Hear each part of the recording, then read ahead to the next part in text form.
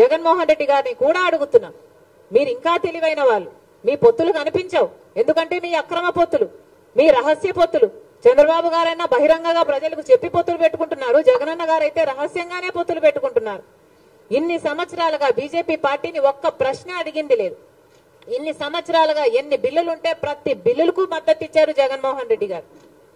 ఇన్ని సంవత్సరాలుగా ఎక్కడ వాళ్ళకి ఏ అధికారం కావాలైనా బీజేపీ పార్టీ నాయకులకి మనది పెట్టిందే, ఇక్కడే అడ్డా అన్నట్టుగా ఏది కావాలంటే బీజేపీ పార్టీకి, ఏ ప్రాజెక్ట్ అయినా బీజేపీ పార్టీ తీసుకోవచ్చు, ఏ అధికారమైనా బీజేపీ పార్టీ తీసుకోవచ్చు, ఏ దేనికైనా రెడీ అన్నట్టుగా జగన్మోహన్ రెడ్డి గారు వ్యవహరిస్తూ బీజేపీ బానిసలుగా మీరు ఎందుకు వ్యవహరిస్తున్నారు అని అడుగుతున్నాం.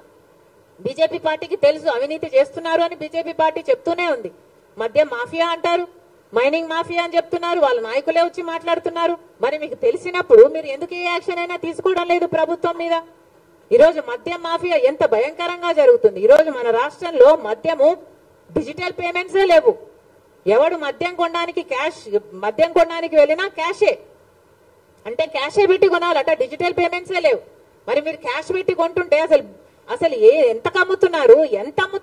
స్టేట్ ట్యాక్స్ ఏంటి, సెంట్రల్ ట్యాక్స్ ఏమిటి? అసలు పద్ధతి పాడు ఏది ఉండాల్సిన పని లేదా? కేంద్రంలో అధికారంలో ఉంది, మీరు వాచ్ డాగ్స్ కాదా బీజేపీ పార్టీ? మీరు ఇక్కడ యాక్షన్ తీసుకోవాల్సిన అవసరం లేదా? మీ ఈడీలు, సిబిఐలు, మీ ఎంక్వైరీలు ఇక్కడ ఏం పనిచేయవా?